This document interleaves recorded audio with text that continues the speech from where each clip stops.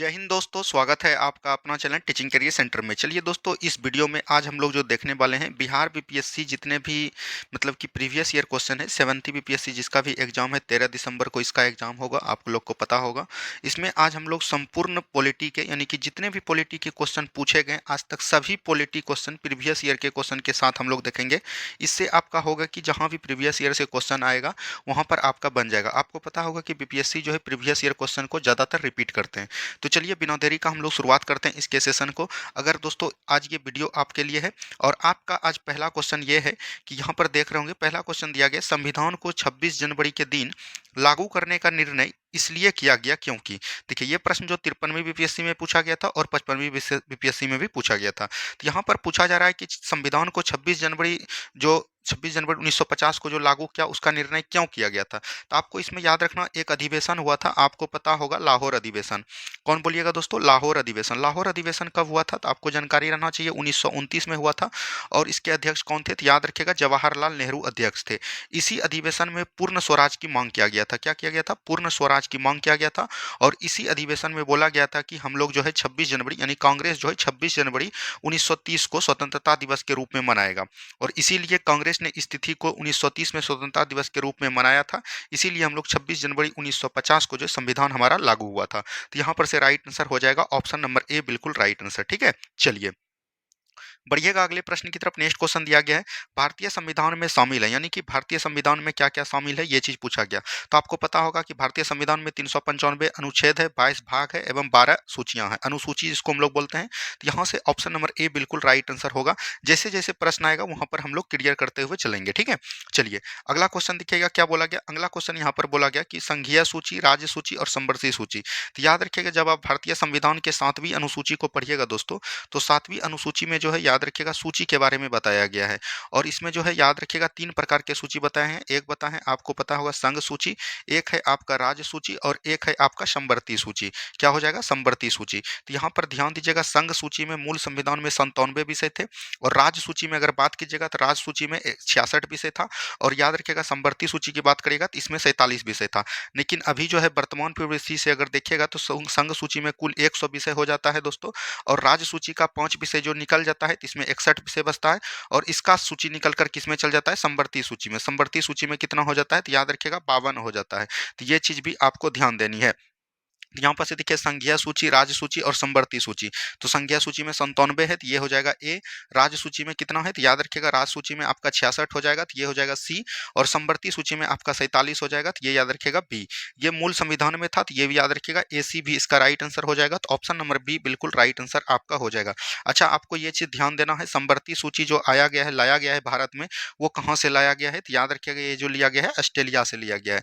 क्या याद रखिएगा? ऑस्ट्रेलिया से लिया गया है। बस आप लोग वीडियो के अंत तक बने रहे। आपकी जो है मतलब अगर आप पॉलिटी नहीं भी पढ़े होंगे तब फिर भी आपका आज रिवीजन पॉलिटी के रूप में हो जाएगा आपका। ठीक है, चलिए नेक्स्ट क्वेश्चन दिखेगा निम्न शब्दों पर विचार करना, यानी कि निम्न शब्दों पर विचार करना है। तो इसमें बोला गया है कि याद रखिएगा सही शब्दों का विचार अनुसार क्रम दीजिए। देखिए ये सभी जो है ना प्रस्तावना से संबंधित जो है बोल सकते हैं शब्द है।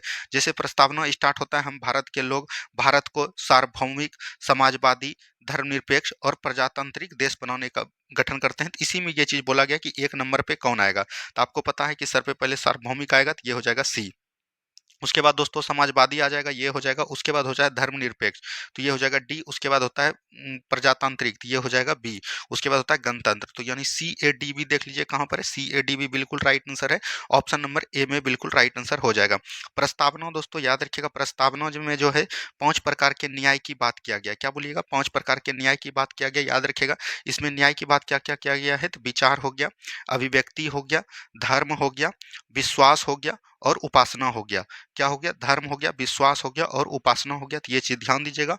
और जो याद रखिएगा 3 प्रकार का बोल सकते हैं कि समानता की बात की गई। 2 प्रकार की समानता का बात किया गया है, यानी प्रतिष्ठा और अवसर की बात किया गया। तो ये सब चीज को एकदम आपको ध्यान देनी है। उसके बाद याद रखिएगा संविधान में एक 42वां संविधान संशोधन होता है प्रस्तावना में 1976 ईस्वी में। इससे भी 3 शब्द जोड़े गए। 29 शब्द कौन कौन है? तो याद रखिएगा इस 3 शब्द जो है आपके एग्जाम में पूछा जाता है। तो याद रखिएगा जैसे आपका हो गया समाजवाद, क्या बोलिएगा? समाजवाद हो गया। उसके बाद धर्मनिरपेक्ष हो गया, क्या बोलिएगा? धर्मनिरपेक्ष हो गया। और उसके बाद ध्यान देना है अखंडता। तो ये जो है तीनों शब्द जो है 42वां संविधान संविधान संशोधन द्वारा जोड़ा गया। और यहाँ पर बात करेगा समानता कहाँ से लिया गया है, तो याद रखिएगा ये जो लिया गया है ये कहाँ से लिया गया है दोस्तों, तो याद रखिएगा ये जो लिया गया है फ्रांस से लिया गया है। यहाँ पर न्याय जो है 3 प्रकार के होते हैं दोस्तों, तो याद रखिएगा सामाजिक, आर्थिक और राजनीतिक। क्या बोलिएगा, सामाजिक, आर्थिक और राजनीतिक। यहाँ पर थोड़ा सा गलती हो गया था, सामाजिक, आर्थिक और राजनीतिक। और न्याय जो लिए गए हैं कहाँ से लिए गए हैं, रूस से लिए गए हैं। तो ये चीज़ ध्यान दीजिएगा। और ये विचार, अभिव्यक्ति, धर्म, विश्वास और उपासना जो है ये 5 प्रकार की स्वतंत्रता है। क्या है, 5 प्रकार की स्वतंत्रता है, तो इसको ध्यान देनी है। ठीक है, चलिए बढ़ेंगे हम लोग अगले प्रश्न की तरफ। नेक्स्ट क्वेश्चन को ध्यान से देखिए क्या बोला गया। नेक्स्ट क्वेश्चन दिया गया है, भारत का संविधान किसके द्वारा ग्रहण किया गया, यानी कि भारत का जो संविधान है किसके द्वारा ग्रहण किया गया, तो याद रखिएगा संविधान सभा द्वारा गठन किया गया। संविधान सभा की बात करेगा तो पहला बैठक कब होता है दोस्तों, तो याद रखिएगा 9 दिसंबर 1946 ईस्वी को। इसी में बोला गया कि संविधान सभा का अस्थायी अध्यक्ष, अगर अस्थायी अध्यक्ष पूछेगा किसको बनाया गया, तो याद रखिएगा सचितानंद सिन्हा को बनाया गया। क्या बोलिएगा, सचितानंद सिन्हा को बनाया गया। और उसके बाद जो है याद रखिएगा 11 दिसंबर 1946 को इसका जो अस्थायी अध्यक्ष किसको बनाया गया, तो याद रखिएगा इसमें बनाया गया, याद रखिएगा राजेंद्र प्रसाद को। क्या बोलिएगा, डॉक्टर राजेंद्र प्रसाद जी को बनाया गया। तो ये दोनों क्वेश्चन आपका बीपीएससी 2-3 बार पूछ चुका है, तो इसको ध्यान देनी है। चलिए अगला प्रश्न की बात करेगा तो अगला प्रश्न बोला गया, स्वतंत्रता, समानता और भावृत की प्रेरणा कहाँ से आई गई है, तो याद रखिएगा अभी तुरंत हमने बताया ये सब कहाँ से लिया गया है, तो ये सब फ्रांस से लिया गया। तो ऑप्शन नंबर बी बिल्कुल राइट आंसर आपका हो जाएगा। इसमें हमने बताया कि 5 प्रकार की स्वतंत्रता लिया गया है। इसमें याद रखिएगा 2 प्रकार का समानता, प्रतिष्ठा और अवसर, याद रखिएगा। और ये जो है आपका न्याय जिसको भातृत्व बोलते हैं, तो ये 3 प्रकार का है जो कि रूस से लिया गया। तो ये चीज एकदम आपको ध्यान देनी है। चलिए नेक्स्ट क्वेश्चन देखिए क्या बोला गया, भारत के संविधान की प्रस्तावना में निम्नलिखित में से किस एक को पहले मुख्य रूप से सम्मिलित नहीं किया गया था, यानी कि इसमें जो है किसको सम्मिलित नहीं किया गया ये चीज बोला गया। स्वतंत्रता और समानता, धर्मनिरपेक्ष और प्रजातंत्र, समाजवाद और समानता, समाजवाद और धर्मनिरपेक्ष। तो ये नहीं किया गया था, इसको जो है 42वां संविधान संशोधन 1976 द्वारा जोड़ा गया था। और इसमें एक शब्द और जोड़ा गया था, उसका नाम क्या है, तो याद रखिएगा अखंडता। क्या बोलिएगा, अखंडा, उसको जोड़ा गया था। तो ये भी चीज एकदम याद रखनी है। चलिए अगली प्रश्न की तरफ हम लोग चलते हैं। नेक्स्ट क्वेश्चन दिया गया, निम्नलिखित में से कौन सा भारतवर्ष को एक धर्मनिरपेक्ष राज्य के रूप में वर्णित करता है। तो इसमें कौन सा वर्णित करता है, यानी कि भारत को जो है धर्मनिरपेक्ष राज्य के रूप में वर्णित करता है, ये चीज बोला गया। तो ये संविधान की प्रस्तावना, क्या बोलिएगा, संविधान की प्रस्तावना। तो ऑप्शन नंबर डी बिल्कुल राइट आंसर आपका हो जाएगा। ठीक है, चलिए अगले की प्रश्न की तरफ हम लोग बढ़ते हैं। स्वतंत्रता, समानता और भ्रातृत्व की प्रेरणा कहाँ से आई, अभी तो ये क्वेश्चन हो गया। देखिए फिर से रिपीट किया गया था, तो ये हो जाएगा फ्रेंच क्रांति। ठीक है, अगला प्रश्न देखिए क्या बोला गया। अगला प्रश्न यहाँ पर दिया गया है, भारत के संविधान की प्रस्तावना में निम्नलिखित में से किस एक को पहले मुख्य रूप से सम्मिलित नहीं किया गया था। तो वही जो नहीं किया गया था, ये 2 बार क्वेश्चन पूछ लिया गया है, समाजवाद और धर्मनिरपेक्ष। तो ऑप्शन नंबर यहाँ से डी बिल्कुल राइट आंसर आपका हो जाएगा। ठीक है, चलिए अगला प्रश्न देखिए क्या बोला गया दोस्तों। नेक्स्ट क्वेश्चन यहाँ पर दिया गया, संवैधानिक उपचार का अधिकार किसके अंतर्गत आता है। तो संवैधानिक उपचार के अधिकार की बात करिएगा तो ये जो है संवैधानिक अधिकार है, और मौलिक अधिकार 32 में भी इसका वर्णन किया गया है। एक प्रकार का ये विधि अधिकार भी है। तो ये ऑप्शन नंबर ई हो जाएगा, तीनों जो है इसमें आता है। संवैधानिक उपचार संविधान के अनुच्छेद 32 में किया गया है, और इसमें बोला गया है कि सुप्रीम कोर्ट जो है 5 प्रकार का रीट जारी करेगा। और ये किस में बोला गया है, तो याद रखिएगा अनुच्छेद 32 में बोला गया। अनुच्छेद 32 में आता है संवैधानिक उपचार। क्या बोलिएगा, संवैधानिक उपचार, या तो बोल सकते हैं संवैधानिक उपचार। और इसी को याद रखिएगा डॉक्टर भीमराव अंबेडकर जी के द्वारा भारत का क्या बोला गया, डॉक्टर भीमराव अंबेडकर जी के द्वारा भारत का संविधान का आत्मा भी बोला गया है। तो ये भी चीज एकदम आपको ध्यान देनी है। चलिए अगला प्रश्न देखिएगा क्या बोला गया, भारत के संविधान का कौन सा अनुच्छेद देवनागरी लिपि में हिंदी को संघ के सरकारी भाषा के रूप में मान्यता देता है। यहाँ पर भाषा की बात करेगा तो ये हो जाएगा अनुच्छेद 343 में इसका वर्णन किया गया है। अगर भाषा की बात करिएगा तो भाषा का अगर बात करिएगा संविधान के किस भाग में वर्णन है, ये पूछा जाएगा। राजभाषा जो है संविधान के किस भाग के वर्णन है, तो याद रखिएगा भाग 17 में राजभाषा का वर्णन किया गया है।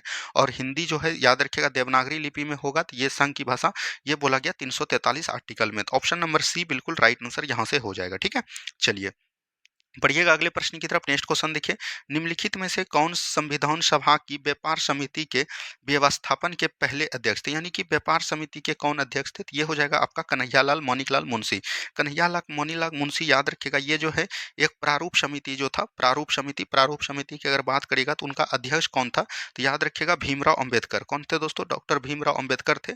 और इसी का एक सदस्य कौन था, तो याद रखिएगा कन्हैयालाल माणिकलाल मुंशी था। तो ये भी चीज ध्यान देना चाहिए। और याद रखिएगा संविधान सभा के अगर पूछेगा भारत के संविधान सभा के पहले अध्यक्ष कौन थे, सच्चिदानंद सिन्हा।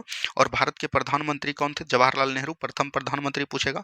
और याद रखिएगा अंतरिम मंत्रिमंडल का गठन किसने किया था, जवाहरलाल नेहरू जी के द्वारा किया गया था। ठीक है, चलिए बढ़ेंगे हम लोग अगले प्रश्न की तरफ। नेक्स्ट क्वेश्चन है, प्राथमिकता आपात स्थिति की घोषणा कितने समय काल के लिए सीमित की जा सकती है? तो ये हो जाएगा 6 महीनों, 6 महीनों के लिए कर सकती है, तो याद रखिएगा। उसके बाद जो है संसद चाहे तो इसको अनंत काल के लिए बढ़ा सकती है। आपात की घोषणा याद रखिएगा, भारतीय संविधान के अनुच्छेद की बात करेगा तो भारत में जो है 3 प्रकार के आपात होते हैं। एक होते हैं, याद रखिएगा, राष्ट्रीय आपात। उसके बाद होता है एक प्रकार का राष्ट्रपति शासन या राजकीय आपात इसको बोलते हैं, ठीक है। और उसके बाद अगर बात करिएगा तो एक होता है आपका बोलते हैं वित्तीय आपात। क्या बोलिएगा? वित्तीय आपात। तो याद रखिएगा, राष्ट्रीय आपात की बात करिएगा तो 352 आर्टिकल में की गई है, और राष्ट्रपति शासन की बात करेगा तो 356 आर्टिकल में की गई है, और वित्तीय आपात की बात करेगा तो 360 आर्टिकल में किया गया है। तो ये चीज ध्यान दीजिएगा। और भाग की बात करेगा तो संविधान के भाग 18 में वर्णन किया गया है, याद रखिएगा, आपात की। तो यहाँ पर से राइट आंसर हो जाएगा ऑप्शन नंबर सी। चलिए बढ़ते हैं हम लोग अगले प्रश्न की तरफ। नेक्स्ट क्वेश्चन यहाँ पर दिया गया है, केंद्र शासित प्रदेश के मुख्यमंत्री जहाँ पर इस तरह का प्रावधान है किसके द्वारा नियुक्त किए गए? यानी केंद्र शासित प्रदेश के मुख्यमंत्री का नियुक्ति कौन करता है? डायरेक्ट वे में पूछा गया, तो ये याद रखिएगा, राष्ट्रपति करेंगे। कौन करेंगे? राष्ट्रपति करेंगे। ऑप्शन नंबर ए बिल्कुल राइट आंसर आपका हो जाएगा। नेक्स्ट क्वेश्चन की तरफ बढ़िएगा। नेक्स्ट क्वेश्चन है, भारत के संसद का व्यय किसके द्वारा नियंत्रण किया जाता है? यानी कि भारत के संसद का व्यय जो है, याद रखिएगा, ये जो है संसद के द्वारा ही किया जाएगा, लेकिन यहाँ पर नहीं है ऑप्शन में, तो ऑप्शन नंबर ई हो जाएगा। संसद का व्यय की बात करेगा तो संसद का व्यय जो है ये संसद के सदस्य के द्वारा ही होता है, तो यहाँ पर से राइट आंसर हो जाएगा ऑप्शन नंबर सी, ठीक है, ई हो जाएगा। नेक्स्ट क्वेश्चन देखिए क्या बोला गया, जनहित याचिका की धारणा किस देश से उत्पन्न की गई है? जनहित याचिका की अवधारणा की बात करेगा तो ये दोस्तों अमेरिका से हुआ है, और इसको बोलते हैं हम लोग PIL। क्या बोलते हैं? PIL बोलते हैं, तो ये भी चीज ध्यान देनी है। और इसको दोस्तों किसने लाया था? तो ये भी चीज एकदम आपको ध्यान देनी चाहिए। इसको लाया था PN भगवती ने। किसने लाया था? PN भगवती ने लाया गया था, ठीक है। चलिए बढ़ेंगे हम लोग अगले प्रश्न की तरफ। नेक्स्ट क्वेश्चन देखिए क्या बोला गया, किसी व्यक्ति की अवैध हिरासत के खिलाफ निम्नलिखित में से कौन सा रीट लागू होता है? देखिए बात करिएगा, अगर आपका मौलिक अधिकार का हनन होता है दोस्तों, तो आपको ध्यान देना है, सुप्रीम कोर्ट जो है 32 अनुच्छेद के तहत जो है रीट जारी करता है। और बात करेगा दोस्तों, हाई कोर्ट जो है 226 आर्टिकल के तहत रीट जारी करता है। तो सुप्रीम कोर्ट दोस्तों आपके मौलिक अधिकार का हनन हो उसके लिए 5 प्रकार का रीट जारी करता है, जिसमें होता है बंदी प्रतीक्षण, परमादेश, उत्प्रेषण और अधिकार परीक्षा लीक। तो ये चीज़ ध्यान दीजिएगा। तो इसमें जो है अगर आप किसी व्यक्ति को अवैध हिरासत किया है तो उसको दोस्तों 24 घंटों में स्वशरीर प्रस्तुत करना, उसके लिए बंदी प्रतीक्षण आता है। तो ऑप्शन नंबर ए बिल्कुल राइट आंसर आपका हो जाएगा, ठीक है। चलिए बढ़ेंगे अगले प्रश्न की तरफ। नेक्स्ट क्वेश्चन को ध्यान से देखिए, संवैधानिक प्रावधान के संशोधन का प्रावधान किसमें है? यानी कि संशोधन की बात करेगा तो संशोधन याद रखिएगा कहाँ पर किया जाता है दोस्तों, तो संशोधन भाग 20 में, और इसका वर्णन जो है अनुच्छेद 368 में किया गया है। संविधान के याद रखिएगा भाग 20 में संविधान संशोधन का वर्णन किया गया है। और दोस्तों बात करेगा अनुच्छेद की बात करेगा तो अनुच्छेद आपका कितना हो जाएगा, तो 368 हो जाएगा, ठीक है। अच्छा, ये संविधान संशोधन जो है कहाँ से लिया गया है? तो याद रखिएगा दक्षिण अफ्रीका के संविधान से भारत में लाया गया है। तो ये भी आपको ध्यान देनी है, ठीक है। चलिए बढ़ेंगे हम लोग अगले प्रश्न की तरफ। दोस्तों आप लोग को कमेंट करनी है आज का क्लास कैसा लग रहा है। अगर आज का क्लास आपको ठीक लगेगा तो हम दोस्तों कल आपके लिए ये ज्योग्राफी भी करवा देंगे, तो ये चीज़ आपको ध्यान देनी है। नेक्स्ट क्वेश्चन देखिए, भारतवर्ष की रक्षा बल के सुप्रीम कमांडर कौन होते हैं? देखिए भारतवर्ष की रक्षा बल हो, या तो इसको बोल सकते हैं रक्षा बल की पूछेगा तो रक्षा बल का सुप्रीम कमांडर हो, या तीनों सेना का प्रमुख। इसमें तीनों सेना का प्रमुख कौन हो जाएगा? तो याद रखिएगा भारत का राष्ट्रपति हो जाएगा। ऑप्शन नंबर बी बिल्कुल राइट आंसर आपका हो जाएगा, ठीक है। चलिए नेक्स्ट क्वेश्चन देखिए, भारतीय संविधान की प्रस्तावना में समाजवादी शब्द किस संशोधन के तहत जोड़ा गया? प्रस्तावना में समाजवादी शब्द अभी तुरंत हमने बताया 42वां संविधान संशोधन होता है एक, और ये कब होता है? तो 1976 में। इसमें 3 प्रकार के शब्द जोड़े गए प्रस्तावना में, तो याद रखिएगा वो आपको हम कई बार बता दिए। एक होता है समाजवादी, उसके बाद आप पंथनिरपेक्ष या धर्मनिरपेक्ष बोल सकते हैं, धर्मनिरपेक्ष, और उसके बाद याद रखिएगा एक आपका होता है अखंडता। क्या बोलिएगा? अखंडता। और ये कब जोड़ा गया था? तो याद रखिएगा 42वां संविधान संशोधन द्वारा जोड़ा गया था। तो ऑप्शन नंबर ए बिल्कुल राइट आंसर आपका हो जाएगा यहाँ पे, ठीक है। चलिए बढ़ेंगे अगले प्रश्न की तरफ। नेक्स्ट क्वेश्चन है, एक नया राज्य बनाने में संवैधानिक संशोधन के लिए कैसा बहुमत चाहिए? तो एक नया राज्य बनाने के लिए याद रखिएगा इसमें जो है साधारण संशोधन चाहिए। क्या बोलिएगा? साधारण तरह से चाहिए। तो यहाँ पर से हो जाएगा ऑप्शन नंबर ए। और एक नया राज्य जो बनाएगा ये कौन बनाएगा? तो याद रखिएगा भारत की संसद बनाएगा। कौन बनाएगा? भारत की संसद बनाएगा। तो ऑप्शन नंबर ए बिल्कुल राइट आंसर आपका हो जाएगा, ठीक है। चलिए बढ़िएगा अगले प्रश्न की तरफ। नेक्स्ट क्वेश्चन देखिए, उन मौलिक अधिकारों का चयन करें जो भारतीय नागरिकों को प्राप्त है परंतु गैर नागरिकों को नहीं है। यानी कि बोला गया कि विदेशी नागरिक को जो है कौन कौन से मौलिक अधिकार प्राप्त नहीं है, ये चीज बोला गया। तो ये चीज ध्यान दीजिएगा, भारतीय को जो है याद रखिएगा कितने मौलिक कर्तव्य हैं जो सिर्फ भारतीय को प्राप्त हैं, तो वो याद रखिएगा कितना है। एक हो गया आपका अनुच्छेद 15, एक है 16, उसके बाद है 19, एक उसके बाद है 29, उसके बाद है 30। तो याद रखिएगा 15, 16, 19, 29, 30। तो यहाँ पर दिया गया भाषण अभिव्यक्ति की स्वतंत्रता, ये अनुच्छेद 19 में वर्णन किया गया, तो ये तो हो जाएगा आपका। कानून के समक्ष समानता, तो ये 14 में दिया है, तो ये नहीं होगा आपका। अल्पसंख्यकों के अधिकार, ये 29 में है, तो ये भी आपका हो जाएगा। जीवन और स्वतंत्रता का संरक्षण, ये आपका 21 में है। तो यहाँ पर से आपका 1 और 3 हो जाएगा, बिल्कुल right answer option number A. ये चीज ध्यान दीजिएगा, ये 5 अनुच्छेद ऐसे हैं जो कि सिर्फ और सिर्फ भारतीय मौलिक अधिकार में प्राप्त हैं, ठीक है। इसके बाद जितने भी अनुच्छेद हैं वो भारत और विदेशी दोनों को प्राप्त हैं। चलिए बढ़िएगा अगले प्रश्न की तरफ। नेक्स्ट क्वेश्चन को ध्यान से देखिए क्या बोला गया। नेक्स्ट क्वेश्चन है, उच्चतम न्यायालय की व्यवस्था अनुसार निजी भवनों के ऊपर राष्ट्रीय झंडे को फहराने के तहत हर नागरिक को मौलिक अधिकार कहां पर मिलता है। तो याद रखिएगा अनुच्छेद 19 को जब पढ़िएगा दोस्तों, तो अनुच्छेद 19 में जो है कई सारे के प्रावधान दिए गए हैं। इसमें जो है याद रखिएगा 19 में बोला गया अभिव्यक्ति की स्वतंत्रता। क्या बोला गया है? अभिव्यक्ति की स्वतंत्रता। 19 के ए में जब पढ़िएगा तो ए या एक बोल सकते हैं या को बोल सकते हैं। इसमें जो बोला गया है बोलने का अधिकार, क्या बोलिएगा, आप किस कोई भी बोल सकते हैं, कम मन है चुप रहने का तो आप चुप रह सकते हैं, बोलने का अधिकार। और याद रखिएगा इसी में झंडा फहराने का अधिकार दिया गया। तो यहां से राइट आंसर हो जाएगा आपका ऑप्शन नंबर बी। उसके बाद याद रखिए यहाँ पर सभी देख लीजिए 19 के बी में क्या बोला गया है कि आप जो है शांति रूप से सभा कहीं भी कर सकते हैं। सी में बोला गया अगर आप सभा बना रहे हैं तो याद रखिएगा कोई भी संघ आप बना सकते हैं। 19 के डी में क्या बोला गया दोस्तों, तो आप कहीं भी याद रखिएगा पूरे देश में कहीं भी घूम सकते हैं, तो ये चीज बोला गया। उसके बाद 19 के ई में क्या बोला, अगर आप कहीं घूम रहे हैं तो आपको वहां का जमीन पसंद आ गया तो आप वहां पर जमीन खरीद के बस सकते हैं। उसके बाद ऐप को निरस्त कर दिया, इसमें संपत्ति का अधिकार था, ये समाप्त कर दिया। उसके बाद जी में क्या बोला, अगर आप कहीं बस गए हैं तो वहां पर आप व्यापार वाणिज्य कर सकते हैं जो कि भारत में लागू हो। तो ये चीज आपको ध्यान देनी है। तो ऑप्शन नंबर बी बिल्कुल राइट आंसर आपका हो जाएगा, ठीक है। चलिए बढ़ेंगे हम लोग अगले प्रश्न की तरफ। नेक्स्ट क्वेश्चन यहाँ पर दिया गया है, बोला गया है भारतीय संविधान में संशोधन करके शिक्षा का अधिकार कब जोड़ा गया। देखिए शिक्षा का अधिकार बात करेगा तो ये जो है 86वां संविधान संशोधन द्वारा बोल सकते हैं। 86वां संविधान संशोधन 2 द्वारा जो है इसको जो है याद रखिएगा अनुच्छेद 300 के क में जोड़ा गया था। तो ये भी चीज ध्यान दीजिएगा। और ये जो लागू हुआ गया था ये कब स्टार्ट हुआ था, 1 अप्रैल 2010 में। तो इसका राइट आंसर हो जाएगा ऑप्शन नंबर ए। इसमें बोला गया था कि 6 वर्ष के कम बच्चे को शिक्षा देना अनिवार्य, ये इसमें बोला गया था, ठीक है। तो ये चीज ध्यान देनी है। चलिए नेक्स्ट क्वेश्चन की तरफ बढ़िएगा। नेक्स्ट क्वेश्चन दिया गया है, निम्न में से कौन सा एक मानवाधिकार भारतीय संविधान के अंतर्गत मौलिक अधिकार भी है, यानी मौलिक अधिकार भी है और भारतीय संविधान का मौलिक अधिकार भी है, ये चीज बोला गया। तो सूचना का अधिकार, काम करने का अधिकार और शिक्षा का अधिकार, देखिए ये सभी जो है एक प्रकार का मौलिक अधिकार है। तो यहाँ पर से एक से अधिक आंसर हो जाएगा, तो ऑप्शन नंबर ई इसको लिख लीजिएगा, एक से अधिक इसमें आंसर हो जाएगा, ठीक है। तो ये चीज आपको ध्यान देनी है। इस तरह के बीपीएससी क्वेश्चन आपको जो है याद रखिएगा, मतलब कि बोल सकते हैं रिपीट करते हैं। चलिए बढ़ेंगे हम लोग अगले प्रश्न की तरफ। नेक्स्ट क्वेश्चन यहाँ पर दिया गया है, निम्नलिखित में से किसे भारतीय संविधान की आत्मा कहा जाता है। देखिए भारतीय संविधान की अगर आत्मा बोलिएगा दोस्तों, तो ये तो हम दो चीज को कहते हैं, लेकिन भारतीय संविधान की डायरेक्ट आत्मा बोलेगा तो ये संविधान का प्रस्तावना हो जाएगा, ठीक है। अगर आपको पूछेगा कि भीमराव अंबेडकर जी ने भारतीय संविधान का आत्मा किसको कहा, तो वो आपका हो जाएगा अनुच्छेद 32, जिसको कि हम लोग संवैधानिक उपचार इसमें दिया गया है। तो ये चीज एकदम ध्यान दीजिएगा। अगर भारतीय संविधान की सिर्फ आत्मा बोलेगा तो प्रस्तावना हो जाएगा, और डॉक्टर भीमराव अंबेडकर के उपलक्ष्य में पूछेगा तब आपका हो जाएगा संवैधानिक उपचारों का अधिकार। तो इसमें आपको गलती नहीं करना है, ठीक है। चलिए बढ़िएगा अगले प्रश्न की तरफ। नेक्स्ट क्वेश्चन देखिए, मौलिक अधिकारों की सूची में से संपत्ति का अधिकार किसके शासनकाल में निकाल दिया गया। देखिए संपत्ति का अधिकार 44वां संविधान संशोधन द्वारा जो है 1978 के द्वारा इसको निकाल गया था। और उस समय भारत के प्रधानमंत्री कौन थे, तो मोरारजी देसाई थे। यहाँ पर से राइट आंसर हो जाएगा ऑप्शन नंबर डी आपका, ठीक है। चलिए बढ़ेंगे हम लोग अगले प्रश्न की तरफ। नेक्स्ट क्वेश्चन देखिए, मौलिक अधिकारों की मूल सूची में निम्नलिखित में से किसे जोड़ा गया। तो मौलिक अधिकार में याद रखिएगा कुल 6 मौलिक अधिकार थे। जैसे आपका हो गया दोस्तों संपत्ति का अधिकार, ठीक है। उसके बाद है संवैधानिक उपचारों का अधिकार, धार्मिक स्वतंत्रता का अधिकार, निःशुल्क अनिवार्य प्राथमिक शिक्षा का अधिकार। उसके बाद याद रखिएगा एक होता है स्वतंत्रता का अधिकार, क्या बोलिएगा, स्वतंत्रता का अधिकार। तो इसमें जो है किसे जोड़ा गया ये चीज बोला गया। यहाँ पर सभी जो है दोस्तों है ही, तो इसमें जो है ये गलत आंसर है, तो इसमें भी ई आपका होगा। इसमें जो है सभी पहले से ही इसमें जोड़ा नहीं गया था। यहाँ पर से ऑप्शन नंबर ई बिल्कुल राइट आंसर हो जाएगा। लेकिन बीपीएससी जो है इसको आंसर मारा है ऑप्शन नंबर डी, तो ये भी चीज ध्यान देनी है। चलिए बढ़ेंगे अगले प्रश्न की तरफ। नेक्स्ट क्वेश्चन देखिए, भारतीय संविधान के भाग 4 में निर्देशित सिद्धांतों में से कौन सा सूचीबद्ध है?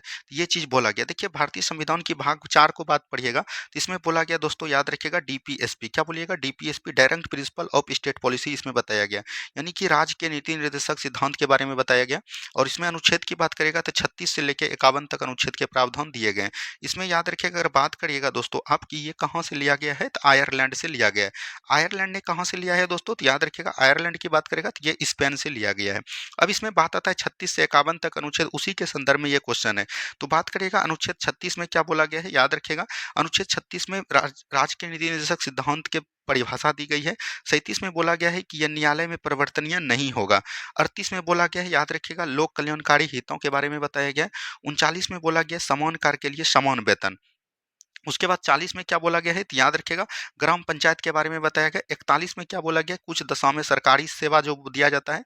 और 42 में बोला गया है प्रस्तुति सहायता। 43 में बोला गया निर्वाह योग्य मजदूरी। 43 के क में बोला गया है, याद रखिएगा, कुटीर उद्योगों को बढ़ावा देना। और 43 के ख में बोला गया है, याद रखिएगा, सहकारी समिति।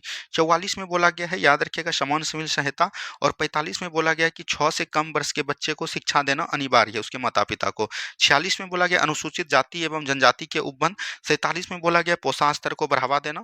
48 में है कृषि एवं पशुपालन। 48 के क में है, याद रखिएगा, मतलब बोल सकते हैं पर्यावरण एवं वन्यजीवों का संरक्षण। 49 में है राष्ट्रीय स्मारक। 50 में है कार्यपालिका न्यायपालिका का पृथकीकरण। और 51 में है विदेशी शांति या अंतर्राष्ट्रीय समझौता। तो ये चीज एकदम ध्यान दीजिएगा, यहाँ पर ये चीज इतना पूछा गया था आपको। तो यहाँ सब ये सभी जो है राजकीय नीति निर्देशक सिद्धांत में आते हैं, हमने आपको रिकॉल करा दिया। अब यहाँ पर आपको पूछा जा रहा है कि इसमें जो है कौन कौन रुचि मतलब कि नहीं है, ये चीज बोला गया। तो यहाँ पर देखिए दोस्तों, समान कार्य के लिए समान वेतन अभी तुरंत हमने बताया, ये 44 में है। उसके बाद समान नागरिक संहिता, समान कार्य के समान वेतन, ये 39 में है दोस्तों। समान नागरिक संहिता ये कितना में है? 44 में है। छोटे परिवार का मापदंड ये नहीं है। प्राथमिक स्तर पर मातृभाषा, ये 300 से अधिक है। तो यहाँ पर से कौन कौन हो जाएगा? 1 और 2 हो जाएगा। तो 1 और 2 यहाँ पर से है, तो ऑप्शन नंबर बी बिल्कुल राइट आंसर आपका हो जाएगा। ठीक है, चलिए बढ़ेंगे हम लोग अगले प्रश्न की तरफ। भारत के संविधान में मौलिक कर्तव्य किस संविधान संशोधन के द्वारा जोड़ा गया? यहाँ पर मौलिक कर्तव्य की बात करेगा तो याद रखिएगा मौलिक कर्तव्य जो है किसमें जोड़ा गया? 42वां संविधान संशोधन 1976 के द्वारा जोड़ा गया। तो ये चीज ध्यान दीजिएगा। और इसको जो जोड़ा गया ये कहाँ से लिया गया था? तो याद रखिएगा रूस से लिया गया था। और इसको किस कमेटी पर जोड़ा गया? तो याद रखिएगा सरदार स्वर्ण सिंह समिति के आधार पर। किस पे दोस्तों? सरदार स्वर्ण सिंह समिति के आधार पर। इसमें अनुच्छेद की बात करेगा तो 51 का ए आर्टिकल इसका हो जाएगा। तो ये भी चीज ध्यान दीजिएगा। इसमें जो है भारतीय संविधान में 10 मौलिक कर्तव्य जोड़े गए। लेकिन याद रखिएगा एक दोस्तों 11वां मौलिक कर्तव्य जो जोड़ा गया, यह 86वां संविधान संशोधन 2002 के द्वारा जोड़ा गया। तो ये भी चीज एकदम आपको ध्यान देनी है। चलिए बढ़ेंगे हम लोग अगले प्रश्न की तरफ। नेक्स्ट क्वेश्चन देखिए, भारत का राष्ट्रपति कितनी बार पुनः चुनाव के लिए पात्र होता है? देखिए भारत के राष्ट्रपति की बात करेगा तो अनुच्छेद 57 को जब पढ़िएगा तो राष्ट्रपति बोला गया है कि कितनी भी बार जो है राष्ट्रपति का चुनाव आप लड़ सकते हैं। लेकिन ऐसा जो है भारत का मात्र एक राष्ट्रपति हुए हैं, उनका नाम था दोस्तों भारत का प्रथम राष्ट्रपति राजेंद्र प्रसाद जी। ठीक है, तो ये चीज ध्यान दीजिएगा। अब यहाँ पर बात आता है राष्ट्रपति से, तो राष्ट्रपति संबंधित सभी अनुच्छेद को आप देख लीजिए। 52 में बोला गया है कि राष्ट्रपति का पद के बारे में चर्चा दिया गया है, यानी भारत का एक राष्ट्रपति होगा। अनुच्छेद 53 में क्या बोला गया है दोस्तों? यानी कि राष्ट्रपति की अगर पद की बात करिएगा तो 52 से लेके 62 तक है। वैसे तो है बहुत, लेकिन याद रखिएगा संवैधानिक रूप से अगर बात करिएगा मूल रूप से तो 52 से लेके 62 तक अनुच्छेद राष्ट्रपति से संबंधित है। 53 में बोला गया कि राष्ट्रपति का कार्यपालिका शक्ति क्या क्या होगा, इसके बारे में बताया गया है। 54 में क्या बोला गया है? निर्वाचन मंडल, यानी कि राष्ट्रपति का जो है चुनाव कैसे कैसे होगा, कौन कौन उसमें भाग लेंगे, ये चीज बताया गया है। 55 में बोला गया निर्वाचन विधि, यानी कि निर्वाचन पद्धति बोल सकते हैं। निर्वाचन पद्धति यानी कैसा होगा? तो एकल संक्रमणीय मत प्रणाली के द्वारा राष्ट्रपति का चुनाव होगा। उसके बाद 56 में क्या बोला गया है? राष्ट्रपति का कार्यकाल बताया गया है। तो राष्ट्रपति का कार्यकाल कितना होगा? शपथ ग्रहण से 5 वर्ष होगा। 57 में जो आपका प्रश्न पूछ रहा है, राष्ट्रपति जो है पुनः निर्वाचित हो सकते हैं। 58 में क्या बोला गया? राष्ट्रपति का योग्यता, राष्ट्रपति याद रखिएगा योग्यता बनने की योग्यता क्या क्या है, यानी राष्ट्रपति भारत का नागरिक हो, वो संविधान के लोकसभा का संसद बनने का रूप में हो, तो ये सब चीज इसमें योग्यता बताया गया।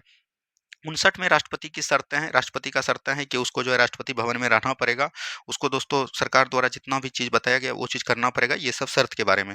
60 में क्या है? राष्ट्रपति के शपथ की चर्चा है। और 61 में क्या है दोस्तों? तो याद रखिएगा राष्ट्रपति के महाभियोग की चर्चा है। तो ये चीज़ ध्यान दीजिएगा। और एक आपका आ जाता है अनुच्छेद 62। तो 62 में बताया गया कि 6 माह के भीतर अगर राष्ट्रपति का पद खाली रहता है तो उसको चुनाव कराना अनिवार्य है।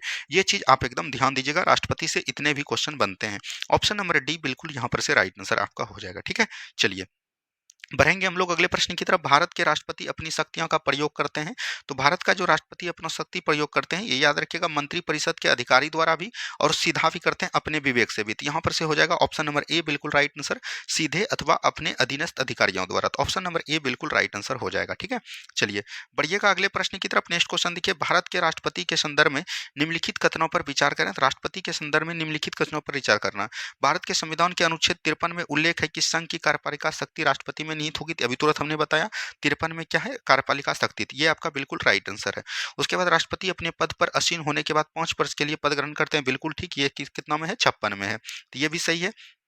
भारत के संविधान के अनुच्छेद 60 में राष्ट्रपति पर महाभियोग की प्रक्रिया, 60 में नहीं दोस्तों, 61 में है, 60 में शपथ की चर्चा है। तो ये आपका यहाँ से गलत हो जाएगा। तो आपका राइट आंसर क्या हो जाएगा, 1 एवं 2 हो जाएगा। ऑप्शन नंबर बी बिल्कुल राइट आंसर हो जाएंगे। ठीक है, चलिए बढ़िएगा अगले प्रश्न की तरफ। यदि राष्ट्रपति एवं उपराष्ट्रपति का पद खाली हो तो भारत के राष्ट्रपति के पद पर कौन होता है। अगर मान के चलिए कि भारत का एक राष्ट्रपति होगा और वो भी पद पर खाली नहीं नहीं रहेंगे और उसके जगह पे कौन बनेगा, तो अनुच्छेद 65 में बताया गया, अगर राष्ट्रपति का पद खाली रहता है तो उसके जगह पे आसीन कौन होगा, तो भारत का उपराष्ट्रपति होगा। लेकिन अनुच्छेद 70 को जब पढ़िएगा तो उसमें बोला गया कि अगर भारत का राष्ट्रपति एवं उपराष्ट्रपति दोनों पद पर खाली पद पर नहीं हो तो उस जगह राष्ट्रपति का कर्तव्य कौन निर्वहन करेगा, तो याद रखिएगा सुप्रीम कोर्ट का मुख्य न्यायाधीश यानी सीजीआई करेगा। तो ये भी चीज ध्यान दीजिएगा। तो यहाँ पर से ऑप्शन नंबर बी, अभी तक ऐसा एक बार हुआ है जो कि याद रखिएगा मोहम्मद हिदायतुल्लाह बने हैं। कौन बने हैं दोस्तों, मोहम्मद हिदायतुल्लाह बने हैं। ये भी चीज ध्यान दीजिएगा। और ये किसके सामने बने हैं, बीबी गिरी के सामने बने हैं। तो ऑप्शन नंबर बी बिल्कुल यहाँ पर से राइट आंसर आपका हो जाएगा। ठीक है, चलिए बढ़िएगा अगला प्रश्न। एक विधेयक जो संसद प्रस्तुत किया जाता है कौन सी क्रिया के बाद अधिनियम बन जाता है। देखिए दोस्तों, कोई भी संसद अगर विधेयक पास करेगा तो वो राष्ट्रपति अपनी सहमति दे देगा तब वो पारित माना जाएगा। तो ऑप्शन नंबर बी बिल्कुल उसको माना जाएगा, वो अधिनियम बन गया। तो ऑप्शन नंबर बी बिल्कुल राइट आंसर आपका हो जाएगा। नेक्स्ट क्वेश्चन, 2022 के भारत के 16वें उपराष्ट्रपति चुनाव के लिए निर्वाचक मंडल में कितने सदस्य थे। तो 16वें उपराष्ट्रपति चुनाव में बोला जाएगा तो उपराष्ट्रपति चुनाव में कौन कौन लेता है, तो याद रखिएगा लोकसभा और राज्यसभा का बोल सकते हैं निर्वाचित सदस्य। लोकसभा में कितना है दोस्तों, तो याद रखिएगा 543 सदस्य थे। और राज्यसभा की बात करेगा तो 250 सदस्य हो जाएगा। दोनों को जब जोड़िएगा तो कितना हो जाएगा, 5 2 7, 700 बोल सकते हैं, 93 हो जाएंगे। 793 नहीं, यहाँ 700 कितना है दोस्तों, 788 हो जाएगा। ठीक है, जिसमें कि 788 यहाँ पर दिया गया है। तो यहाँ पर बोला है 2022 में भारत के उपराष्ट्रपति चुनाव के लिए निर्वाचक मंडल में कितने सदस्य थे। तो निर्वाचक मंडल में दोस्तों आपका 543 लोकसभा से हो जाएगा, 250 आपका हो जाएगा राज्यसभा से। तो यहाँ पर से जब जोड़िएगा तो इसको 50 40 90 से 93 यानी 793 यहाँ पर हो रहा है, जो कि आपका नहीं पूर रहा है। तो ये चीज ध्यान दीजिएगा। इस क्वेश्चन को एक बार आप देख लीजिएगा, इसको एक बार आपको देख लेनी है। ठीक है, चलिए नेक्स्ट क्वेश्चन देखिए क्या बोला गया। श्री मोहम्मद हामिद अंसारी का भारत के उपराष्ट्रपति के रूप में कौन सा क्रम था, ये 12वां क्रम था। ये भी चीज ध्यान दीजिएगा। भारत का एक उपराष्ट्रपति होगा, ये अनुच्छेद 53 में बोला गया। 54 में बोला गया कि भारत जो है उपराष्ट्रपति का बोल सकते हैं कि राज्यसभा का पदेन सभापति होगा। 55 में बोला गया, याद रखिएगा राष्ट्रपति के बोल सकते हैं कि अगर राष्ट्रपति पद पर नहीं रहेगा तो उसके पद पर कौन काम करेगा, तो उपराष्ट्रपति काम करेगा। 56 में याद रखिएगा राष्ट्रपति के क्या बारे में बताया गया है, तो निर्वाचन बारे में बताया गया। 57 में उसका कार्यकाल और पदावधि दोनों है, तो ये भी चीज ध्यान दीजिएगा। 58 में बोल सकते हैं दोस्तों इसका क्या है, तो याद रखिएगा 57 में योग्यता है और 58 में आपका निर्वाचन हो जाएगा। 59 में राष्ट्रपति का उपराष्ट्रपति का शपथ है। तो ये भी चीज एकदम आपको ध्यान देनी है।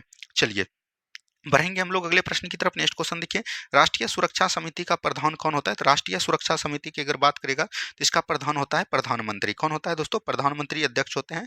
तो ऑप्शन नंबर बी बिल्कुल राइट आंसर हो जाएंगे। नेक्स्ट क्वेश्चन देखिए, भारत सरकार का कौन सा अधिकारी सदस्य न होते हुए भी भारतीय संसद की कार्यवाही में भाग लेने का अधिकार रखता है, यानी कि ये कौन हो जाएगा, आपका अटॉर्नी जनरल हो जाएगा। भारतीय संविधान के जब 88 के क्लाउज 3 को पढ़िएगा दोस्तों, तो उसमें बोला गया है कि भारत के संसद के जो है कि भारत के संसद में जो है मतलब अटॉर्नी जनरल ऐसे है कि बैठ सकते हैं, बोल सकते हैं, भाग ले सकते हैं, लेकिन याद रखिएगा वो वोटिंग नहीं कर सकते, यानी कि वोट नहीं डाल सकते हैं। तो ये भी चीज़ एकदम आपको याद रखनी चाहिए। और अटॉर्नी जनरल की संविधान में कितना में अनुच्छेद 76 में वर्णन किया गया, यानी कि भारत का महान्यायवादी, यानी कि इसको बोलते हैं भारत का प्रथम विधि अधिकारी भी बोला जाता है। ऑप्शन नंबर बी बिल्कुल राइट आंसर आपका हो जाएगा। नेक्स्ट क्वेश्चन की पढ़िएगा। नेक्स्ट क्वेश्चन देखिए क्या बोला गया, एक गैर सदस्य के रूप में संसद के किसी भी एक सदन की कार्यवाही में भाग ले सकता है, तो वही हो जाएगा दोस्तों महान्यायवादी। ऑप्शन नंबर सी बिल्कुल राइट आंसर। अभी आपको बताना है कमेंट बॉक्स में कि वर्तमान में जो है भारत के महान्यायवादी कौन है। ठीक है, चलिए नेक्स्ट क्वेश्चन, भारत के न्यायिक पूर्वानुकूल का आधार क्या है। भारत में जो है न्यायिक पूर्वानुकूल का अधिकार क्या है, तो याद रखिएगा कानून द्वारा स्थापित प्रक्रिया। तो ऑप्शन नंबर बी बिल्कुल राइट आंसर आपका हो जाएगा। नेक्स्ट क्वेश्चन की तरफ बढ़िए। नेक्स्ट क्वेश्चन देखिए, भारत में राष्ट्रपति का चुनाव किया जाता है, तो भारत में राष्ट्रपति द्वारा चुनाव किसको दिया जाता है? संसद के दोनों सदनों के सदस्यों द्वारा नहीं। भारत का जो राष्ट्रपति का चुनाव होगा वो अनुच्छेद 54 में वर्णन किया गया निर्वाचन मंडल। इसमें कौन-कौन भाग लेते हैं? तो याद रखिएगा लोकसभा और राज्यसभा और बोल सकते हैं विधानसभा विधानसभा और याद रखिएगा विधानसभा केंद्र शासित प्रदेश में भी इसको लिया जाता है। तो इस सभी के निर्वाचित सदस्य भाग लेते हैं। तो संसद और राज्यसभा विधानसभाओं के द्वारा नहीं दोस्तों। यहाँ पर से ऑप्शन नंबर ई बिल्कुल राइट आंसर आपका हो जाएगा। ठीक है? चलिए नेक्स्ट क्वेश्चन, संसद के संयुक्त सत्र की अध्यक्षता कौन करता है? देखिए यहाँ पर ज्वाइंट सिटिंग की बात कर रही है, यानी कि संयुक्त अधिवेशन की बात कर रही है। भारत के संविधान में संयुक्त अधिवेशन की चर्चा संविधान के 108 आर्टिकल में है, तो ये भी चीज ध्यान दीजिएगा। और इसको कहाँ से लिया गया है? तो ऑस्ट्रेलिया से लिया गया है। कहाँ से लाया गया है? ऑस्ट्रेलिया से लाया गया है, तो ये भी चीज ध्यान दीजिएगा। और इसको बुलाता कौन है? तो याद रखिएगा भारत के अगर बोलता है कि राज्यसभा और लोकसभा यानी संसद के बीच अगर लोकसभा और राज्यसभा के बीच मतभेद हो जाता है कोई विधेयक लेकर, तब राष्ट्रपति जो है याद रखिएगा संयुक्त अधिवेशन को बुलाता है। अगर बुलाने की बात करेगा तो वो हो जाएगा आपका राष्ट्रपति। और इसका अध्यक्ष कौन करता है? तो याद रखिएगा अगर विधेयक को लेकर सबसे अधिक शक्ति लोकसभा में है तो लोकसभा का अध्यक्ष इसका करता है। तो ऑप्शन नंबर सी बिल्कुल राइट आंसर आपका हो जाएगा। ठीक है, चलिए नेक्स्ट क्वेश्चन है, संविधान द्वारा केंद्रीय सरकार की कार्यपालिका शक्ति निहित की गई है। तो ये दोस्तों संविधान द्वारा केंद्रीय सरकार की कार्यपालिका शक्ति अनुच्छेद 53 को पढ़िएगा तो ये राष्ट्रपति के द्वारा निहित है। तो ऑप्शन नंबर बी बिल्कुल राइट आंसर हो जाएगा। नेक्स्ट क्वेश्चन की तरफ बढ़िए। नेक्स्ट क्वेश्चन है, पंचायती राज को किस संवैधानिक संशोधन के आधार पर संवैधानिक दर्जा दिया गया? 73वां संविधान संशोधन 1992 के द्वारा। और इसमें याद रखिएगा पंचायती राज के बारे में बताएगा और इसमें कुल 29 विषय का बारे में बताया गया था। किसमें दोस्तों? 29 विषय में। और ये बात करेगा तो 11वां अनुसूची में इसका प्रावधान किया गया। किसमें? 11वां अनुसूची में इसका प्रावधान किया गया। चलिए बढ़िएगा अगले प्रश्न की तरफ। नेक्स्ट क्वेश्चन है, भारत में महिलाओं के लिए किस राजनीतिक संस्था में संस्थान आरक्षित है? तो ये पंचायती राज चुनाव में इसको जो है 50% तक का आरक्षण है। तो ये भी चीज ध्यान देनी है। चलिए नेक्स्ट क्वेश्चन देखिए, व्यवस्थिका के रिक्त स्थान की पूर्ति के लिए होने वाले विशेष चुनाव को क्या कहते हैं? यानी व्यवस्थिका के होने वाले मतलब कि मान चलते हैं यहाँ पर स्थान की पूर्ति, मतलब मान के चलिए कि कोई चुनाव हुआ, उसका दोस्तों बोल सकते हैं कि मतलब वो राजा बन गया और उसको कई भी चीज यानी बोल सकते हैं कि उसको महाभियोग द्वारा हटा दिया गया या तो उसका मृत्यु हो गया, तो उसके बाद जो चुनाव किया जाएगा तो उसको हम लोग क्या बोलेंगे? उपचुनाव बोलेंगे। तो ऑप्शन नंबर बी बिल्कुल यहाँ पर से आप राइट लेके चल सकते हैं। चलिए नेक्स्ट क्वेश्चन है, वर्तमान में सर्वोच्च न्यायालय के न्यायाधीशों की संख्या। देखिए सर्वोच्च न्यायालय की बात करेगा तो इसका गठन जो है 1950 में हुआ था। 28 जनवरी 1950 को इनका गठन हुआ था। और इसमें जो है कुल 33 न्यायाधीश हैं और एक मुख्य न्यायाधीश हैं। तो अभी वर्तमान में कितना हो जाएगा? 34 हो जाएगा। तो ऑप्शन नंबर सी बिल्कुल राइट आंसर आपका हो जाएगा। अगर बात करिएगा सुप्रीम कोर्ट की चर्चा कितना में? संविधान के 124 आर्टिकल से लेके 129 आर्टिकल के इसका प्रावधान दिया गया है। ठीक है, चलिए नेक्स्ट क्वेश्चन की तरफ बढ़िए। सामुदायिक विकास का प्रारंभ हुआ, तो याद रखिएगा 2 अक्टूबर 1952 को विकास कार्य प्रारंभ हुआ था। तो ऑप्शन नंबर बी ए बिल्कुल राइट आंसर हो जाएगा। अगला प्रश्न को देखिएगा। नेक्स्ट क्वेश्चन यहाँ पर दिया गया है, पंचायत के चुनाव कराने हेतु निर्णय कौन लेता है? तो राज्य सरकार लेंगे। कौन लेंगे? राज्य सरकार। ऑप्शन नंबर बी बिल्कुल राइट आंसर हो जाएगा। अगले प्रश्न की तरफ बढ़िए। नेक्स्ट क्वेश्चन देखिए, एक एमपी यानी कि मेंबर ऑफ पार्लियामेंट की सीट को रिक्त घोषित किया जा सकता है यदि वह सदन में लगातार अगर बोल सकते हैं कि अगर वो 60 दिन तक उपस्थित नहीं है तो वो उसका मतलब बोल सकते हैं कि उसकी अनुपस्थिति दायर नहीं की जाएगी। तो यहाँ पर से हो जाएगा ऑप्शन नंबर ई। ऑप्शन नंबर ई बिल्कुल राइट आंसर हो जाएंगे। नेक्स्ट क्वेश्चन देखिए क्या बोला गया दोस्तों। नेक्स्ट क्वेश्चन यहाँ पर दिया गया है, राज्यसभा में होते हैं। राज्यसभा में क्या होते हैं? तो याद रखिएगा राज्यसभा की बात करेगा तो इसमें 250 सदस्य होते हैं जिसमें कि 233 सदस्य निर्वाचित होते हैं और 12 सदस्य याद रखिएगा राष्ट्रपति द्वारा मनोनीत होते हैं कला साहित्य विज्ञान के क्षेत्र में। तो यहाँ पर 280 सदस्य बिल्कुल नहीं, 75 250 सदस्य होते हैं जिसमें 12 सदस्य राष्ट्रपति द्वारा मनोनीत किए जाते हैं। तो यहाँ पर से ऑप्शन नंबर सी बिल्कुल राइट आंसर आपका हो जाएगा। ठीक है, चलिए नेक्स्ट क्वेश्चन, हमारे संविधान के अनुसार राज्यसभा का कार्यकाल कितना होता है? तो हमारे संविधान के अनुसार राज्यसभा का कोई भी कार्यकाल नहीं होता है, लेकिन याद रखिएगा इसके सदस्य का कार्यकाल होता है प्रत्येक 2 वर्ष पे 1/3 सदस्य सेवानिवृत्त होते हैं। यहाँ पर समाप्त होने का विषय नहीं है। तो ऑप्शन नंबर डी बिल्कुल राइट आंसर हो जाएगा। राज्यसभा की चर्चा संविधान के 80 आर्टिकल में किया गया है, तो ये भी चीज ध्यान देना चाहिए। और ये संसद की चर्चा संविधान के 79 में है और इसी का दोस्तों एक सदन है जिसको हम लोग बोलते हैं उच्च सदन। क्या बोलेंगे? उच्च सदन बोलेंगे। ठीक है, चलिए नेक्स्ट क्वेश्चन देखिए क्या बोला गया। नेक्स्ट क्वेश्चन है, किस सभा का अध्यक्ष उसका सदस्य नहीं होता है? यानी किस सभा का अध्यक्ष उसका सदस्य नहीं होता है? तो ये हो जाएगा आपका राज्यसभा। राज्यसभा का अध्यक्ष जरूरी नहीं है कि उसका सदस्य हो। लोकसभा का संसद उस जो उपराष्ट्रपति होगा वही राज्यसभा का सदस्य होगा। तो यहाँ पर से सदस्य के जगह पे उसके जगह पे आप सभापति ले सकते हैं, यहाँ पर बेटर हो जाएगा। तो यहाँ पर से ऑप्शन नंबर ए बिल्कुल राइट आंसर आपका हो जाएगा। ठीक है, चलिए बढ़ेंगे हम लोग अगले प्रश्न की तरफ। नेक्स्ट क्वेश्चन देखिए क्या बोला गया, राज्यसभा का पदेन अध्यक्ष कौन होता है? तभी तुरंत हमने बताया उपराष्ट्रपति राष्ट्रपति होता है, तो ये चीज ध्यान दीजिएगा। और इसकी चर्चा संविधान के 89 आर्टिकल में किया गया है। चलिए नेक्स्ट क्वेश्चन देखिए क्या बोला गया। लोकसभा में सामान्यतः कितने सत्र होते हैं? तो लोकसभा में 3 सत्र होते हैं, तो ये भी चीज ध्यान दीजिएगा। एक होता है आपका बजट सत्र, एक आपका होता है याद रखिएगा मानसूनी सत्र, क्या बोलिएगा मानसूनी सत्र, और एक होता है आपका शीतकालीन सत्र, क्या बोलिएगा शीतकालीन सत्र होता है। फरवरी से लेकर मार्च तक, अप्रैल तक ये होता है, उसके बाद याद रखिएगा जून जुलाई अगस्त में ये होता है, उसके बाद नवंबर से लेकर दिसंबर तक आपका शीतकालीन होता है। तो ऑप्शन नंबर ए बिल्कुल राइट आंसर आपका हो जाएगा। चलिए नेक्स्ट क्वेश्चन की तरफ बढ़िए। नेक्स्ट क्वेश्चन को ध्यान से देखिए। निम्नलिखित कथनों में से कौन सा सही नहीं है, यानी कि कौन गलत है? धन संपत्ति के मामले में राज्यसभा शक्तिहीन होते हैं। राज्यसभा को मतलब बोल सकते हैं कि सिर्फ जो है 14 दिन रोक कर रख सकते हैं, इसको बोल सकते हैं ये बिल्कुल ठीक है। तो यहाँ पर गलत आपको पूछा जा रहा है। धन विधेयक की शुरुआत राज्यसभा में होती है, बिल्कुल गलत है। धन से विधेयक की सभा हमेशा हमेशा लोकसभा में होती है। तो ऑप्शन नंबर बी बिल्कुल राइट आंसर आपका हो जाएगा। चलिए नेक्स्ट क्वेश्चन। धन विधेयक पेश किया जा सकता है, धन विधेयक पेश कहां पर? केवल लोकसभा में हो जाएगा। ऑप्शन नंबर ए बिल्कुल राइट आंसर आपका हो जाएगा।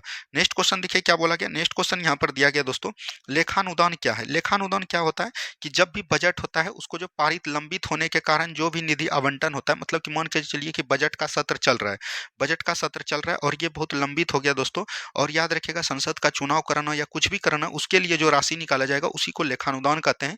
तो ये हो जाएगा ऑप्शन नंबर सी बिल्कुल राइट आंसर आपका हो जाएगा। ठीक है।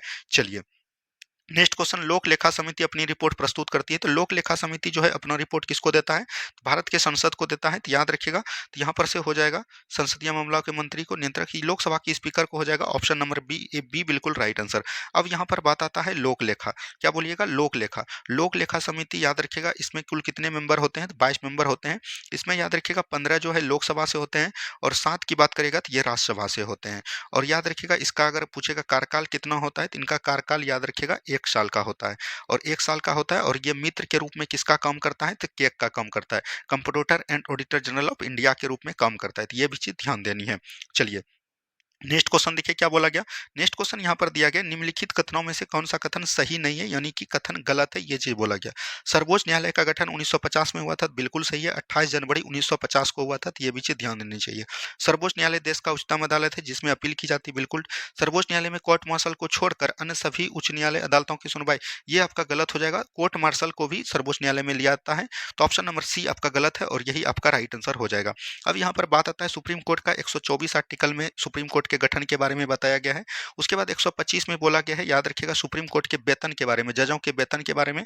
126 में बोला गया है कि अगर सुप्रीम कोर्ट का न्यायाधीश नहीं रहेगा, मुख्य न्यायाधीश, उसके जगह पे सेवा बोल सकते हैं कि अन्य न्यायाधीश जो है काम कर सकते हैं। 127 में बोला गया तदर्थ न्यायाधीश, क्या बोलिएगा तदर्थ न्यायाधीश। और 128 में बोला गया याद रखिएगा सेवानिवृत्त न्यायाधीश। अगर मान के चलिए कि सर्वोच्च न्यायालय यानी कि सुप्रीम कोर्ट का काम ज्यादा बढ़ गया, वहां पर उन जजों के द्वारा काम नहीं हो पा रहा है, तो जो रिटायर जज हैं उनको आप काम पर ले सकते हैं। और 129 में है कि सुप्रीम कोर्ट जो है एक अभिलेख जारी करेगा। तो ये चीज एकदम आपको ध्यान देनी है।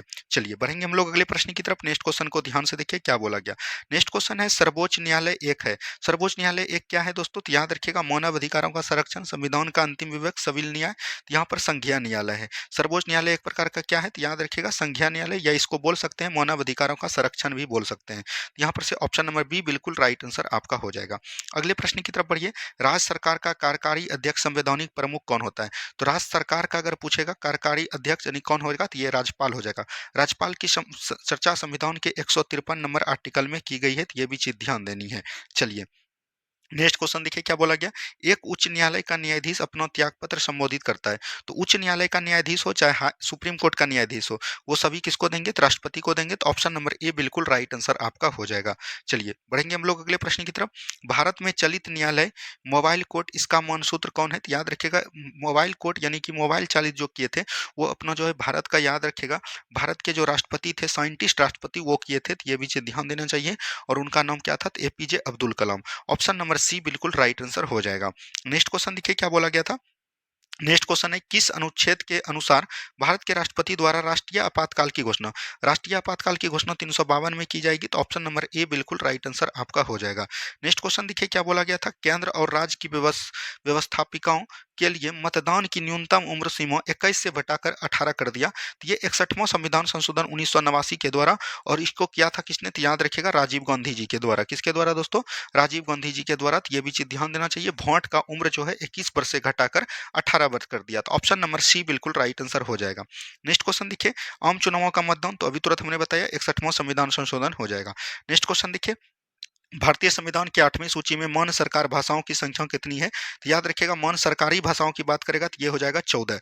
लेकिन याद रखिएगा अभी जो है एक संविधान संशोधन हुआ था उस समय 21वां संविधान संशोधन 1967 में, इसमें 15वां भाषा जोड़ा गया जिसको हम लोग क्या बोलेंगे? सिंधी बोलेंगे। उसके बाद एक 71वां संविधान संशोधन होता है 1992 में, इसमें 3 भाषा जोड़ा गया जिसको याद करने का ट्रिक है नमक, यानी नेपाली, मणिपुरी और कोकनी। उसके बाद 52वां संविधान संशोधन होता है 2002 में दोस्तों, और इसमें याद रखिएगा 2003 में होता है, 2003 में, और इसमें जो है याद रखिएगा 4 भाषा जोड़ा गया जिसको याद करने का ट्रिक है बोडमास। क्या बोलिएगा? बोडमास, यानी कि बोडो, डोंगरी, मैथिली और संथाली। तो ये चीज एकदम ध्यान दीजिएगा। इस तरह से अभी जो है वर्तमान में कितना भाषा हो जाएगा? 22 भाषा हो जाएगा। ठीक है, चलिए बढ़ेंगे हम लोग अगले प्रश्न की तरफ। नेक्स्ट क्वेश्चन देखिए, सीडीपी तथा एनईएस के पुनर्गठन के लिए 1957 में एनडीसी द्वारा स्थापित समिति का नाम बताइए जिसने ग्रामीण स्थानीय सरकार को त्रिस्तरीय प्रणाली का चुनाव किसने दिया? तो याद रखिएगा बलवंत राय मेहता समिति ने। और कब दिए थे? 1957 ईस्वी में दिए थे। अशोक मेहता समिति ने द्विस्तरीय पंचायती राज व्यवस्था का गठन किया था 1977 ईस्वी में। तो ये भी चीज ध्यान दीजिएगा। पंचायती राज गठन कब हुआ था? तो याद रखिएगा पंचायती राज के गठन की बात करेगा तो ये अनुच्छेद 40 में वर्णन है, और इसका प्रावधान का बात करेगा, पंचायती राज का प्रावधान का बात करेगा तो 243 से लेकर 243 ओ तक इसका वर्णन किया गया है। तो ये भी चीज ध्यान दीजिएगा। और अनुसूची की बात करेगा तो अनुसूची आपका कितना हो जाएगा दोस्तों? संविधान का अनुसूची 11 हो जाएगा। और इसमें याद रखिएगा संशोधन की बात करेगा 73वां संविधान संशोधन 1992 के द्वारा, और इसमें कितने शब्द जोड़े गए थे? तो 29 विषय इसमें थे। तो ये भी चीज ध्यान देनी है। चलिए बढ़ेंगे अगले प्रश्न की तरफ। निम्नलिखित विशेषताओं में से केंद्रीय शासन व्यवस्था के लिए कौन सा सही नहीं है? केंद्रीय शासन व्यवस्था के लिए कौन सही नहीं है? तो ये चीज ध्यान दीजिएगा। बड़े देशों के लिए आदर्श, ये सही नहीं होगा। तो ऑप्शन नंबर सी बिल्कुल राइट आंसर हो जाएंगे। अगला प्रश्न देखिएगा क्या बोला गया, विकेंद्रीकरण प्रणाली का सिफारिश किसने किया था? यानी कि विकेंद्रीकरण प्रणाली की सिफारिश किसने किया था? तो ये चीज आपसे पूछा गया। सी राजगोपालाचारी, जेबी कृपलानी। तो विकेंद्रीकरण प्रणाली की सिफारिश अगर बात करेगा तो ये किसने किया था दोस्तों? तो यहाँ पर से इसका राइट आंसर अगर बात करेगा तो ये क्वेश्चन को रहने दीजिए, थोड़ा सा ध्यान से हट गया है। तो ऑप्शन नंबर इसको ध्यान से देख लेंगे बाद में। नेक्स्ट क्वेश्चन देखिए क्या बोला गया, अशोक मेहता समिति ने निम्नलिखित में से सिफारिश की थी। तो अशोक मेहता अभी तुरंत बताएं, द्विस्तरीय सरकार दिया गया था, और कब दिया था? तो 1977 में दिए थे। तो ये भी चीज एकदम ध्यान देनी है। चलिए नेक्स्ट क्वेश्चन, ब्लॉक स्तर पर पंचायती समिति है तो इसको हम लोग बोलते हैं प्रशासनिक प्राधिकरण। क्या बोलेंगे? प्रशासनिक प्राधिकरण बोलेंगे। तो ऑप्शन नंबर बी बिल्कुल राइट आंसर हो जाएंगे। नेक्स्ट क्वेश्चन, भारत में ब्लॉक स्तर पर बनी पंचायत समिति केवल है? तो अभी तुरंत हमने बताया प्रशासनिक प्राधिकरण, तो यही हो जाएगा। ऑप्शन नंबर डी में लिख लीजिए। तो ऑप्शन नंबर डी बिल्कुल राइट आंसर हो जाएंगे। नेक्स्ट क्वेश्चन यहाँ पर दिया गया है, 14 अगस्त 2007 को संसद द्वारा भारतीय संविधान में संशोधन के उपरांत एवं अनुसूचित जाति की सूची में जातियों की संख्या कितनी थी? 1206। कितना था दोस्तों? 1206। अनुसूचित जाति की बात करेगा तो इसका चर्चा संविधान में कितना में किया गया है? 340 में किया गया है, 341 में किया गया है। तो यह भी चीज ध्यान देनी है। चलिए नेक्स्ट क्वेश्चन देखें, निम्न में से कौन संयुक्त राष्ट्र की सुरक्षा परिषद का अस्थायी सदस्य नहीं है? सुरक्षा परिषद की बात करेगा तो फ्रांस हो गया, चीन हो गया, और आपका जर्मनी हो गया, और दोस्तों सॉरी ग्रेट ब्रिटेन हो गया, जर्मनी नहीं है, और आपका रूस हो जाएगा, और आपका क्या हो जाएगा? अमेरिका हो जाएगा। ठीक है, तो ये चीज ध्यान दीजिएगा। संयुक्त राष्ट्र संघ यूएनओ का गठन कब हुआ था? 24 अक्टूबर 1945 ईस्वी को हुआ था। और इसका बात करेगा हेडक्वार्टर कहाँ है? तो आपका हो जाएगा न्यूयॉर्क। क्या हो जाएगा दोस्तों?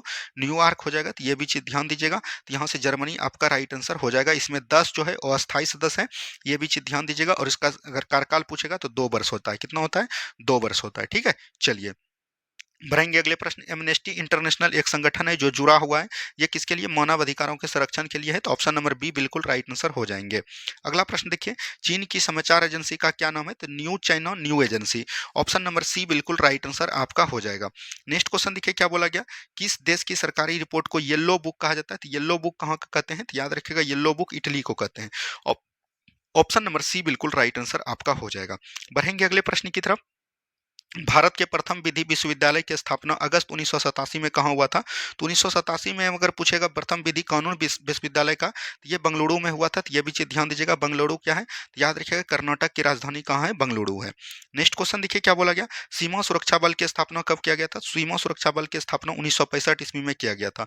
तो ऑप्शन नंबर ए बिल्कुल राइट आंसर हो जाएगा। नेक्स्ट क्वेश्चन देखिए क्या बोला गया, भारतीय संविधान को संविधान सभा द्वारा अंगीकृत किया गया तो 26 नवंबर 1949 को। ऑप्शन नंबर ए बिल्कुल राइट आंसर यहाँ से हो जाएगा। नेक्स्ट क्वेश्चन देखिए, भारतीय संविधान दिवस मनाया जाता है। भारतीय संविधान दिवस कब मनाते हैं? 26 नवंबर 1950 को हम लोग मनाते हैं। 1949 को लागू हुआ था, लेकिन हम लोग मनाते हैं कब? 26 जनवरी 1950 को। तो ये भी चीज एकदम आपको ध्यान देते हुए चलनी है। चलिए नेक्स्ट क्वेश्चन देखिए क्या बोला गया, भारतीय संविधान को अपनाया गया था। तो भारतीय संविधान को संविधान सभा द्वारा अपनाया गया था, तो ऑप्शन नंबर ए बिल्कुल यहाँ पर से राइट आंसर हो जाएंगे। नेक्स्ट क्वेश्चन है, भारतीय संविधान की प्रस्तावनाओं के सिलसिले में निम्नलिखित में से कौन सा क्रम कई गणतंत्र नहीं होगा? अभी तुरंत हमने बताया सार्वभौमिक संपन्न समाजवादी, ये जनवादी नहीं होगा। सार्वभौमिक संपन्न जनवादी नहीं होगा दोस्तों।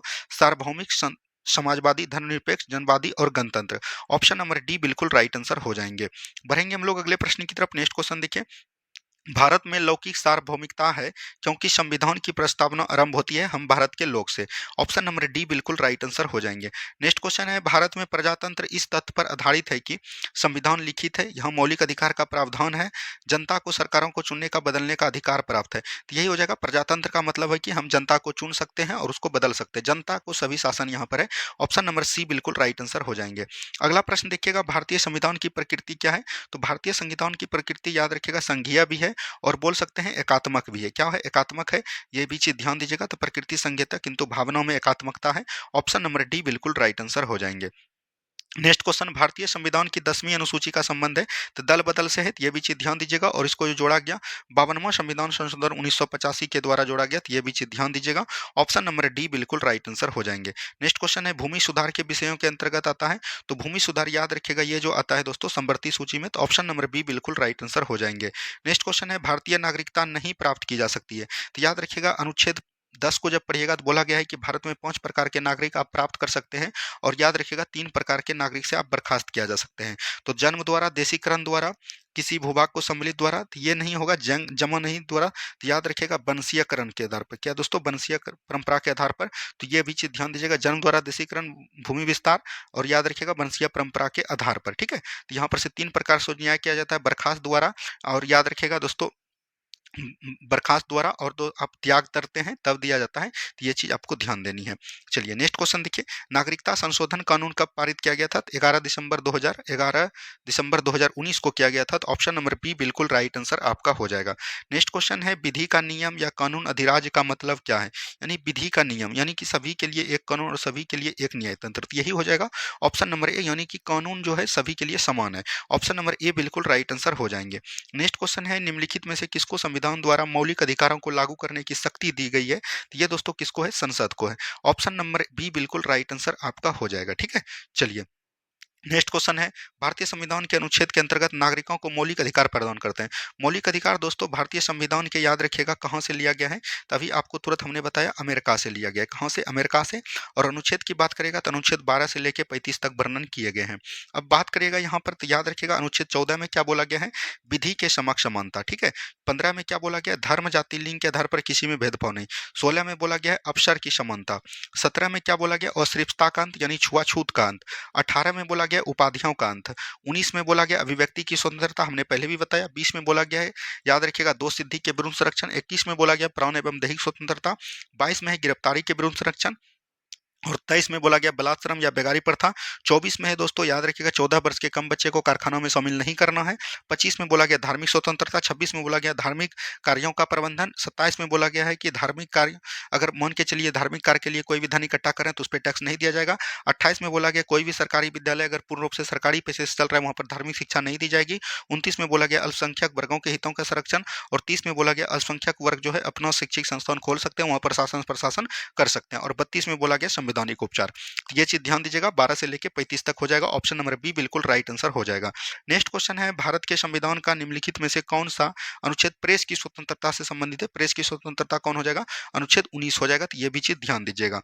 चलिए आज दोस्तों ये खत्म हो गया आपका पॉलिटी का, हमने टोटल करवा दिया आपको प्रीवियस ईयर क्वेश्चन। जिसका भी एग्जाम है वो इस वीडियो को एक दो बार देख लीजिएगा, आपका लगभग पॉलिटी जो है रिवाइज हो जाएगा, ये हम विश्वास करते हैं। और आपको वीडियो कैसा लगा ये इसमें बताना है आपको कमेंट में, और आपको बताना है कि आगे कौन चीज़ का वीडियो आपको चाहिए। ठीक है, ये भी चीज़ ध्यान दीजिएगा। जय हिंद, जय भारत, बेस्ट ऑफ लक, जय हिंद, जय भारत।